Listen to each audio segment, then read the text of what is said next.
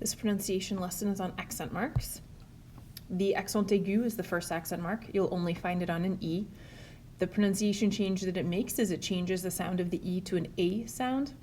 Examples would be the past participle aller, répéter, and été.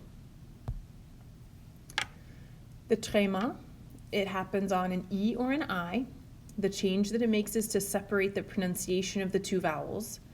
For example, the first word Noël, if it didn't have the tréma, it would be pronounced Noel, but by putting that on an E, you hear no-L, you hear the O and the E separately. Other examples, maïs and égoïste. The accent grave is used on an A, E, or U. I said that it makes no change in pronunciation. It can in stem changing verbs, but that's a far more complicated issue than I'm going to get into on this lesson, but that's something that can be talked about another time. Occasionally it is used to distinguish two different words with the same spelling, like ou and ou, or and where, or a and a, first being the conjugation of avoir, the second the preposition. Examples, ou, voilà, mère, pronounced the exact same as they would be if they didn't have an accent mark there. The circonflexe.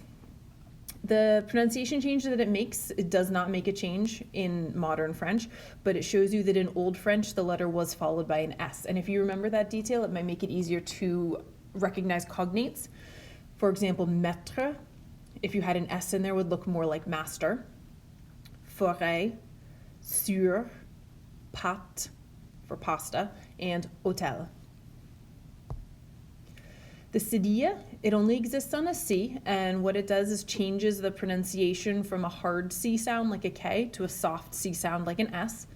So with the cedilla, you have ça, garçon, and français, whereas if they didn't have the accent mark, it would be ca, garçon, and franquais.